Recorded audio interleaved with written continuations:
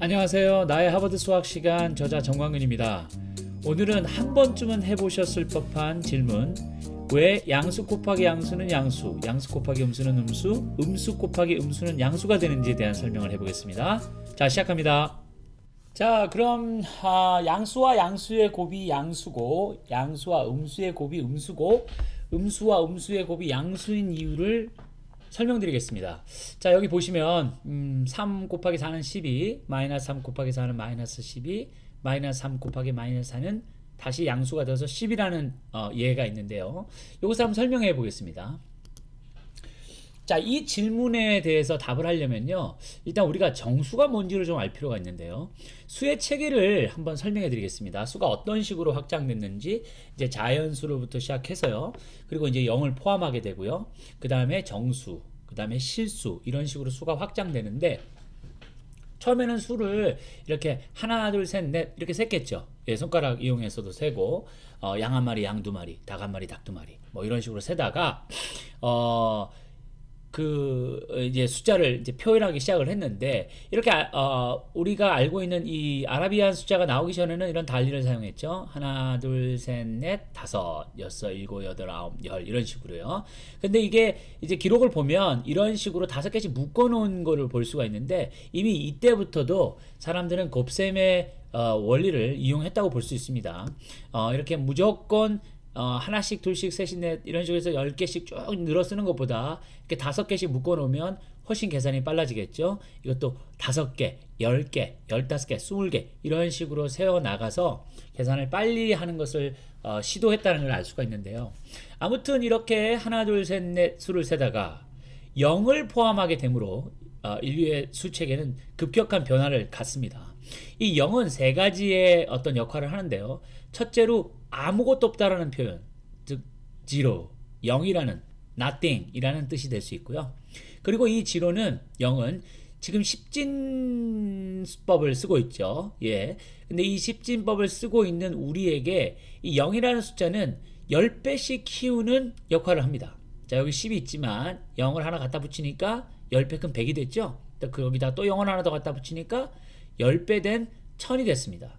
이렇게 수를 확장하는데 0이 사용되고 있고, 또 수를 파들어가는데, 이 말은 무슨 말이냐면요, 점점 수를 작게 만들어가는 것에도 이 0이 사용됩니다. 0.5라는 거는 0과 1 사이 중간이라고 해서 0과 1 사이로 파고 들어가는 거죠. 그럼 0.05는 또 뭘까요? 이게 더 파고 들어갑니다. 0과 0.1 사이의 중간으로 수가 점점 더 정확하고 작지만 정확한 값을 나타낼 때도 이 0이라는 값이 쓰이게 되죠. 그래서 이 0을 포함한 자연수가 정수가 되고요. 그렇지만 이 정수는 이제 음수 값을 갖게 되어서 지금까지 다뤄봤던 이 자연수하고는 큰 차이가 납니다. 자, 그럼 이 정수란 무엇을 나타낼까요? 왜 마이너스, 즉 음수라는 숫자가 나왔을까요? 예전에 학교에서 이런 걸로 토론을 한번 해본 적이 있는데요.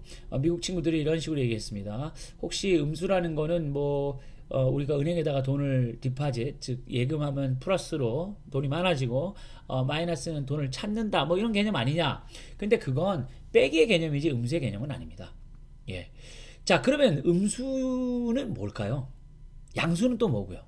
예. 실제로 여기서는 이 방향이라는 개념을 적용하지 않으면 정확한 설명이 되지 않습니다. 즉 다시 말하면 양의 정수는요, 이 넘버 라인, 이 수의 이 직선에서 0이라는 기준으로 봤을 때 오른쪽으로 가는 것은 그냥 양수로 씁니다. 2, 4, 6. 그러면 0에서부터 6만큼 오른쪽으로 떨어져 있는 수, 이렇게 볼 수 있겠죠. 그럼 마이너스는 어떻게 될까요? 예, 왼쪽 방향, 이게 음의 방향이라고 하는데, 왼쪽으로 갈 때는 또 이렇게 마이너스 4를 붙입니다. 그럼 마이너스 4라고 하면 어떻게 우리가 봐야 되냐면 0에서 왼쪽 방향으로 마이너스 4다, 4만큼 떨어졌다, 이렇게 보는 거죠. 그리고 이게 뭐라 그럴까요? 저기 XY축으로 나타내 있는 이 좌표 선상에서는 오른쪽과 위로 갈 때 플러스, 포지티브 양수, 왼쪽과 아래로 내려올 때 음수로 표현됩니다. 이렇게 방향을 표시하는 숫자가 나오기 시작했는데 그것이 정수고요. 수학이 좀 이렇게 좀 어려워지기 시작하고 좀 어려운 수학을 공부하게 되는 단계에서는 이 양수, 음수를 반드시 방향이라는 개념을 집어넣고 생각하지 않으면 안 됩니다. 자, 그러면 이 곱셈을 가지고 3 곱하기 4는 12, 3 곱하기 마이너스 4는 마이너스 12, 마이너스 3 곱하기 마이너스 4는 12 이런 식으로 저희가 요거를 한번 계산을 해보겠는데요. 자, 우선 곱셈을 왜 배워야 하는지를 설명을 간단하게 해드리겠습니다. 자, 2 더하기 2 더하기 2 더하기 2 이렇게 해서 2를 8개를 써놓고 물었습니다. 제 딸에게 답이 뭐지? 그랬더니 덧셈밖에 모르는 내 딸이 2 더하기는 4, 4 더하기는 6, 6 더하기는 8 이런 식으로 막 더해가는 거예요. 그래서 제가 중간쯤 갔을 때 16이라고 얘기했더니 딸이 깜짝 놀라면서 오빠 어떻게 알았어? 자, 그럼 이거 한번 더 해볼까? 그러면서 이번엔 3을 6번 썼죠. 그리고 이걸 다 더해보라고 했습니다. 3 더하기 3은 6, 6 더하기 3은 9 이런 식으로 하는데 제가 18 이렇게 얘기했더니 깜짝 놀라면서 어떻게 구했냐는 거예요. 그래서 제가 설명을 했죠.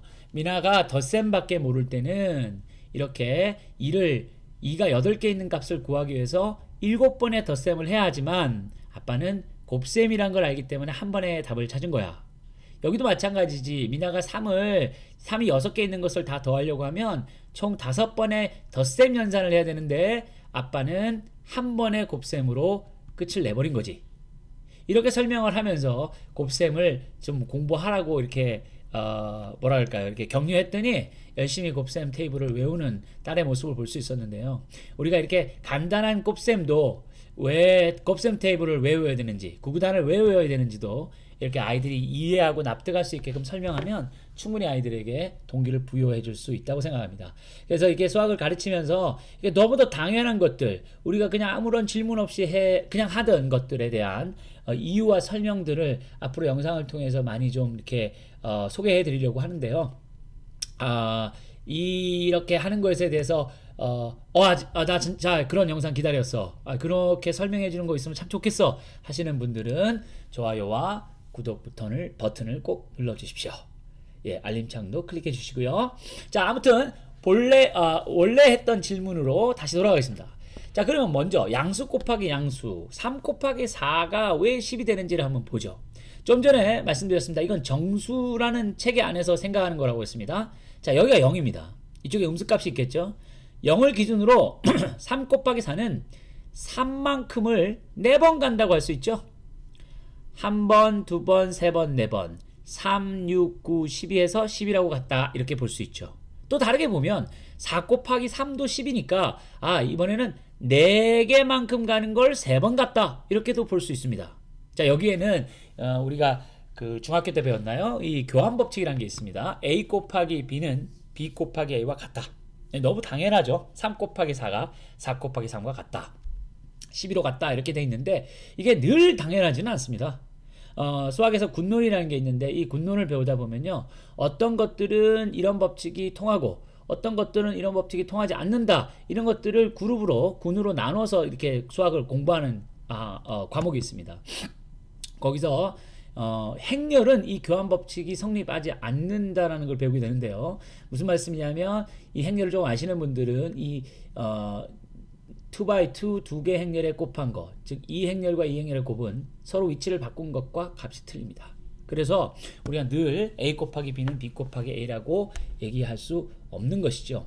아무튼 지금 양수 곱하기 양수는 양의 방향으로, 즉 0을 기준으로 오른쪽의 방향으로 3을 4번 갔다, 그래서 10이다 라고 생각할 수 있다는 겁니다. 자, 그럼 이제 음수 곱하기 양수를 한번 생각해 보겠습니다.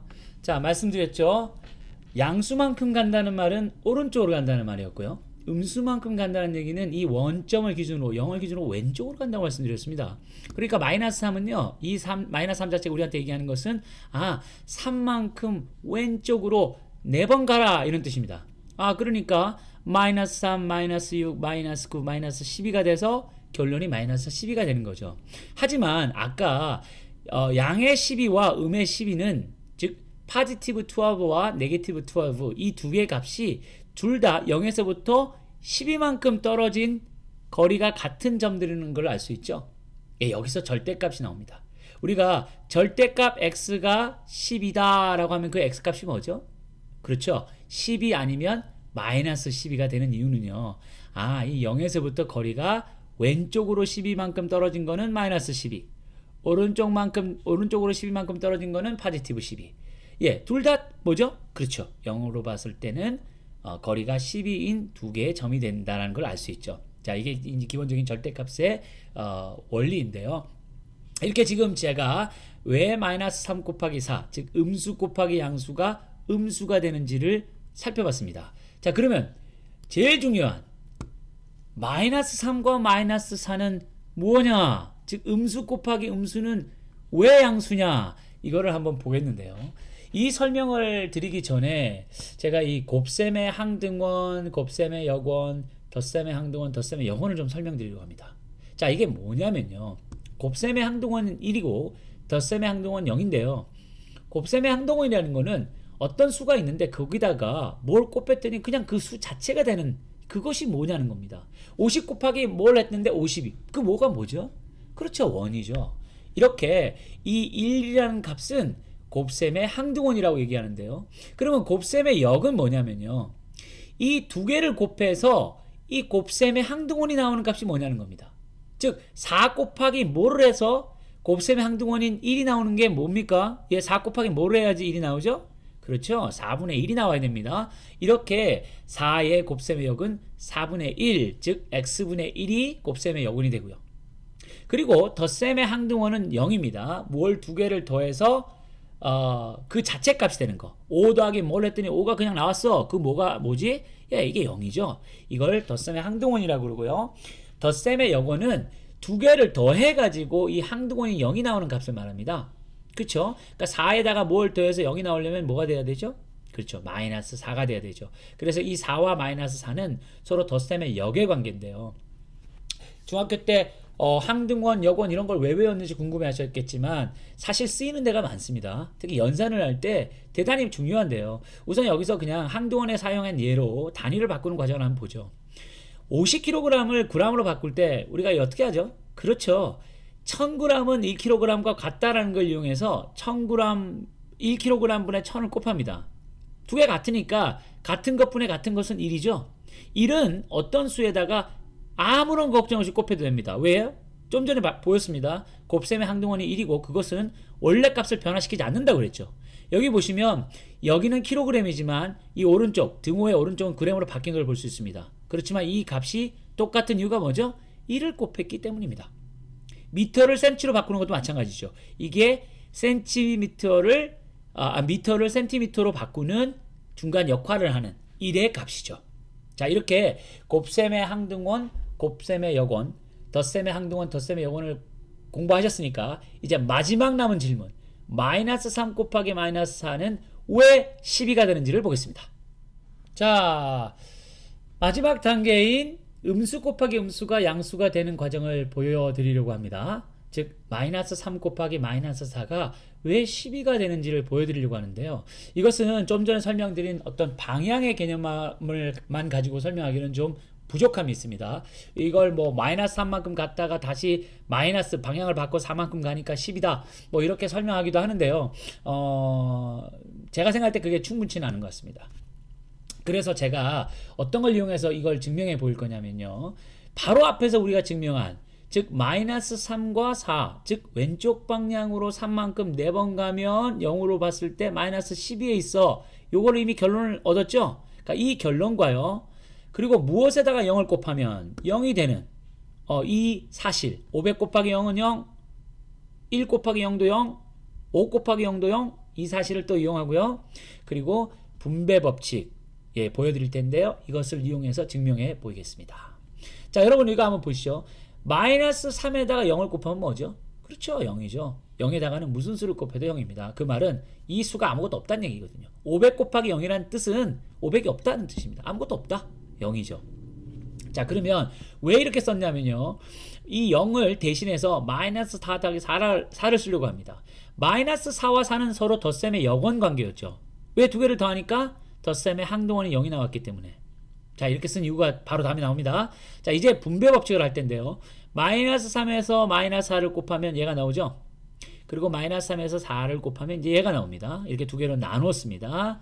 자, 그러고 났더니 마이너스 3 곱하기 마이너스 4 이걸 찾고 있는데 저희가 요 마이너스 3 곱하기 4 이미 알고 있었죠? 좀 아까 우리가 마이너스 10이라고 봤습니다. 그래서 이것 값 대신에 마이너스 12로 치환을 해주면 이제 이 식이 나오는데요. 우리가 찾는 것은 마이너스 3 곱하기 마이너스 4가 무엇인지를 찾습니다. 그래서 이 등식에다가 양쪽에 12를 더해서 이 값은 마이너스 12와 플러스 12가 서로 캔슬 아웃돼서 소거돼서 0이 되고요. 오른쪽은 0 더하기 12가 12. 그러네요. 마이너스 3과 마이너스 4가 12가 됐네요. 여기서 결론이 나오죠. 음수와 음수를 곱하면 양수가 되고 그 절대값의 곱, 즉 부호는 양수고 그 절대값의 곱이 답이 된다라는 결론에 도달하게 되는 겁니다. 예, 참 이게 재미있기도 하겠고 또 뭐 이렇게까지 해야 되냐 이런 질문을 하시겠지만 예, 이런 식으로 해서 수학하는 사람들은 법칙과 원칙을 만들어냅니다. 자, 여러분 어떻게 영상 잘 보셨습니까? 누구나 한 번쯤은 했을 질문 또 받아봤을 질문인 양수 곱하기 양수가 왜 양수이고 음수 곱하기 양수는 왜 음수이며 그리고 음수 곱하기 음수가 또다시 왜 양수가 되는지에 대한 이 곱셈, 즉 정수의 곱셈 연산의 원리와 규칙을 살펴봤습니다. 많은 도움이 되셨으면 좋겠고요.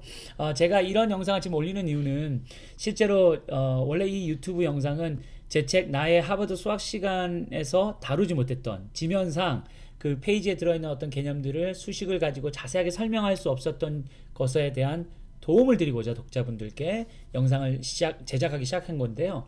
지금 이제 다음 페이지에 나오는 이 개념이 무한급수, 그러니까 등차 수열 급수부터 시작해서 이 개념들이 좀 아주 좀 많은 설명이 필요합니다. 그래서 좀 여러 개의 비디오를 좀 나누어서 지금 설명을 만들고 있는데요. 그래서 시간이 좀 오래 걸리고 사이에 또 영상이 안 올라오면 또 혹시 기다리시는 독자분들이 계실까봐, 구독자분들이 계실까봐 이렇게 영상을 올립니다. 앞으로도 이렇게 너무도 뭐 우리가 당연하게 받아들였던 그 것들 중에서 꼭 필요한 것들을 이렇게 모아서 영상을 제작해 제공하도록 하겠습니다. 지금까지 함께 시청해 주셔서 대단히 감사합니다.